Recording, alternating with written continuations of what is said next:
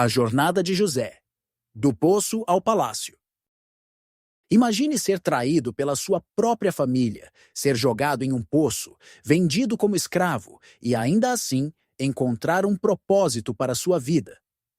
Hoje, vamos falar de uma história que desafia toda a lógica humana. A história de José no Egito. Como ele foi de ser o filho favorito de um patriarca a governante de uma das maiores civilizações da história. O filho favorito? José era o filho mais novo de Jacó, e seu pai o amava profundamente. Para demonstrar seu afeto, Jacó lhe deu uma túnica de várias cores, um gesto que fez seus irmãos se sentirem desprezados. Mas o que ninguém sabia é que o destino de José estava prestes a mudar radicalmente. José teve 2 sonhos que ele contou aos seus irmãos, sonhos que simbolizavam sua ascensão e o domínio sobre todos, até mesmo sobre seus irmãos. Isso foi a gota d'água. A inveja tomou conta do coração deles, e o que parecia ser uma história de amor familiar se transformou em um pesadelo. A traição e o poço. Um dia, seus irmãos, cheios de raiva e ciúmes, conspiraram contra ele.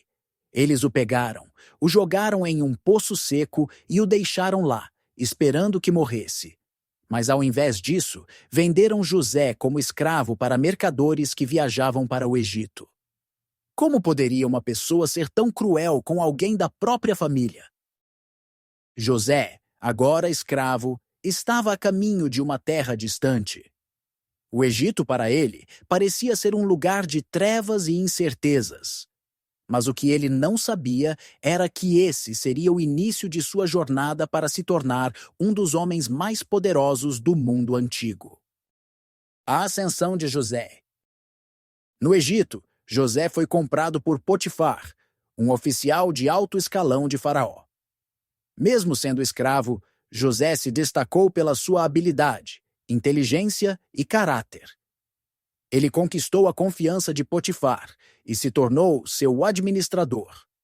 Mas o que parecia ser uma mudança de sorte logo se transformou em outro desafio. A esposa de Potifar, seduzida pela beleza de José, tentou atraí-lo para o pecado. José, porém, resistiu firmemente, dizendo: "Como posso fazer isso e pecar contra Deus?" A moral dessa história? Mesmo quando tudo parece nos tentar, a integridade é nossa maior fortaleza. Quando ela, frustrada, acusou José falsamente, ele foi preso injustamente. O que mais poderia dar errado para José? Parecia que ele estava sendo constantemente traído e injustiçado, mas havia algo maior acontecendo nos bastidores. O sonho do faraó e a interpretação de José.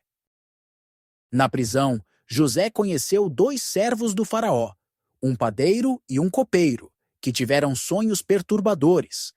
José, com a ajuda de Deus, interpretou esses sonhos corretamente, prevendo que o copeiro seria libertado e o padeiro executado. Mas o mais incrível estava por vir.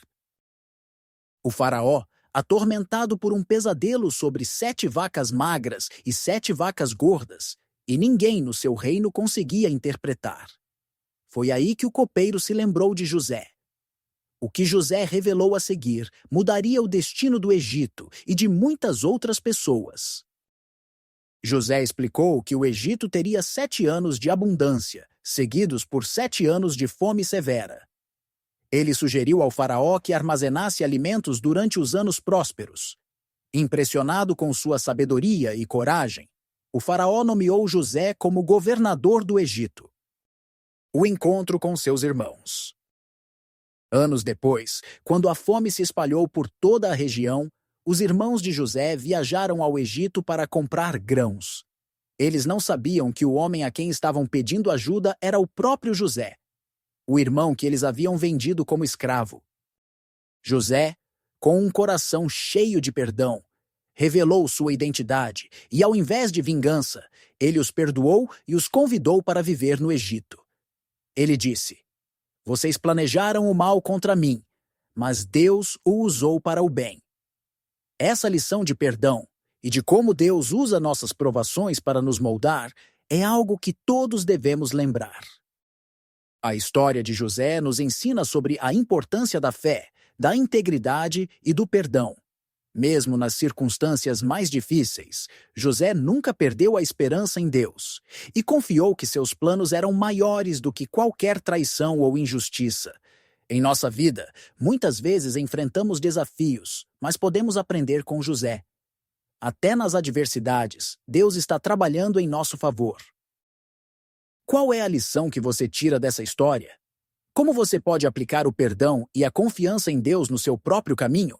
Lembre-se, até nas piores tempestades, há um propósito divino.